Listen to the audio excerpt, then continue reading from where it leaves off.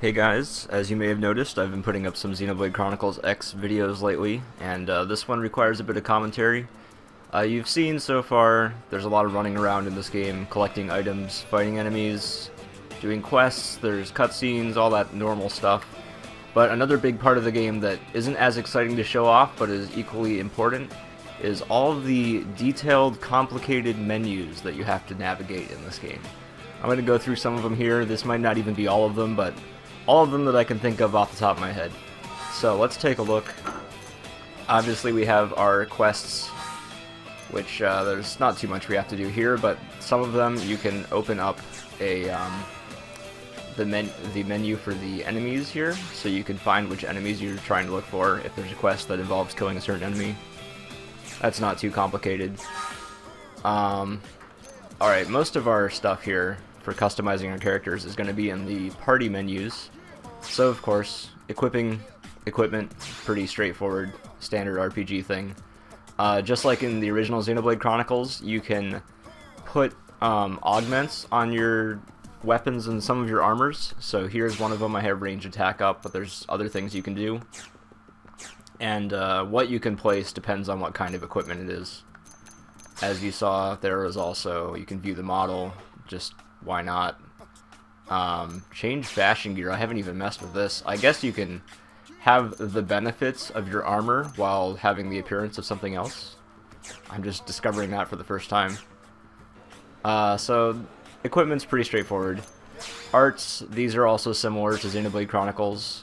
You equip whatever special attacks you want here, and then you choose where you want them, and push X on one of them if you want to upgrade it. It costs BP. Right now I don't have any with this character, but you'll get more as you level up. And each character also has that. Even minor characters that can join your party have their own arts. Skills, they depend on what your class is, and depending on certain things I don't even know. I'm telling you, this is complicated.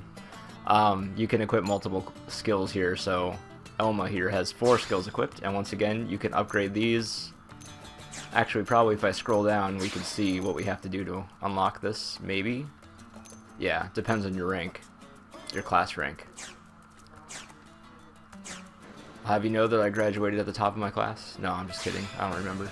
So classes, this is what classes are. You start out as a drifter, but then as you rank up on that, you have the option to be a striker, commando, enforcer, and then those branch off further. And that sort of determines what weapons you use, what special attacks you have, those are the arts, stats, all that kind of thing. So that's part of this. You can see down in the bottom right which arts you get with that particular class. This is the easiest one, I guess, for noobs. That's what I picked. And it pretty much is the same as Shulk's attacks in Xenoblade Chronicles. So there's a bunch of those. Soul voices, I don't think you have to customize anything with soul voices, but basically these pop up in the middle of battle, and then if you do certain attacks, whenever they pop up, this is hard to explain. I'm just doing a bad job.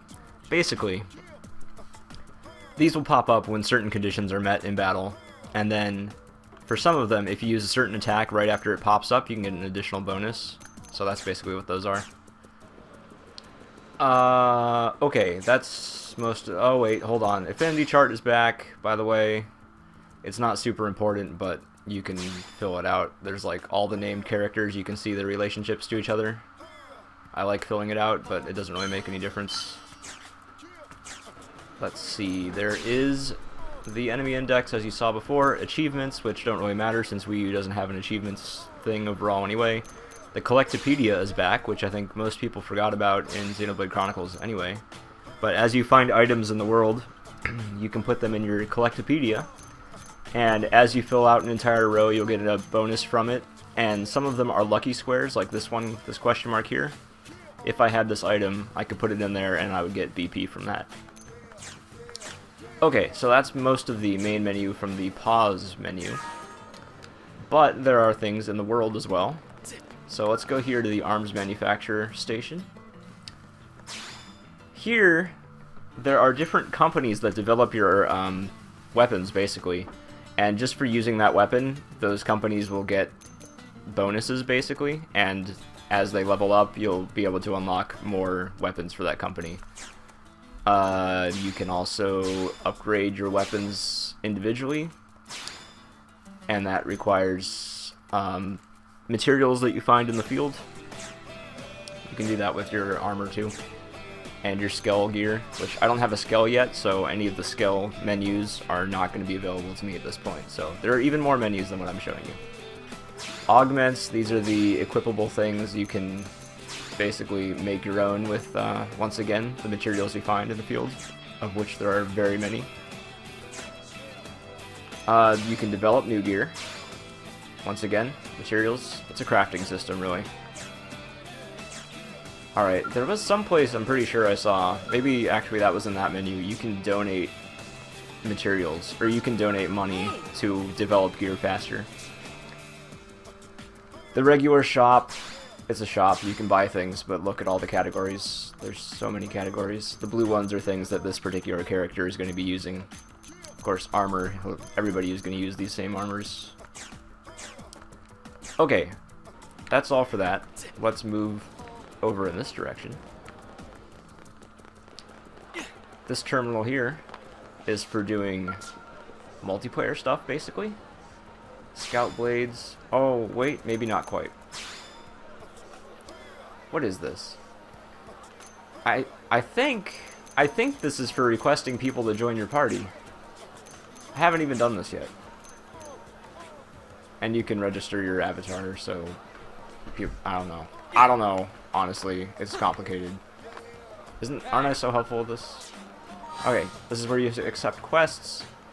You can only accept 20 of them, but a lot of them are like beyond your level. Like you can see the client's location, and I haven't even been to some of these areas yet. So like Oblivia, I've barely stepped foot in there. So, and Sylvadum, I can't even read it. Yeah, haven't been there yet. So obviously I don't want to accept any of those. Just a couple more things to show off. Maybe just one thing. Inside the Blade Barracks, which is basically our home base, there's a couple things in here. Nothing too major. You can customize the appearance of your barracks, which doesn't really do anything, but why not? You can choose any color, any gray color, apparently. But as you rank up, as your class increases, then you can unlock new customizations. Over here, you can check missions. These are multiplayer things. Support missions, squad missions. Alright. You can also get rewards for participating in things, which, let's see, reward tickets. I can buy rewards with my tickets. Honestly, I don't even remember how I got these tickets. Probably from completing the squad mission stuff in the bottom right corner there, killing certain enemies. And finally, division activity. So this sort of keeps track of which divisions are getting the most points, I guess. So at the beginning of the game, you choose one of the 8 divisions to focus on, and basically just give bonuses according to that. You can change it later, as you see here.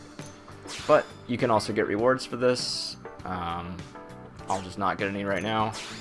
You can see how all the divisions are working together. I'm a Pathfinder, and looks like we're boosted, which I guess that's good. Okay, the last thing I can't really show you here, but it's on the gamepad. The gamepad doesn't have too much for menus. It's mostly just a map with hexagon grid on it. And the main thing that you're going to want to do on the gamepad is for fast traveling, and you can also manage your probes, data probes. So all scattered out throughout the world, there's places you can plant data probes, and it's pretty important to do that. And you can change what kind of probe it is, and depending on what kind of probe it is, you get different benefits. You could mine rare materials that are needed for certain quests. You can get money from it, basically. But there's different things you can do, and you can link them together, so you're going to be doing all that in the gamepad. That's basically what the gamepad is for. And as far as I know, that's pretty much all there is to it. As I said, I didn't show you any of the Skell stuff because I haven't gotten that far yet. I'm still kind of a noob at this. But going through all these menus and upgrading everything all the time is going to take a whole lot of time in the game. So if you're into that, get hyped for that, because there's a lot of customization and it's going to take some time. So yeah, that's a big part of Xenoblade Chronicles X that most people aren't showing off, because it's kind of boring if you don't know what's going on, but it's definitely a big part of the game. So I think that's about it for right now. Thanks for watching, everybody. Subscribe if you haven't already, like the video, and follow me on Twitch too. Alright, thanks for watching as always. See ya.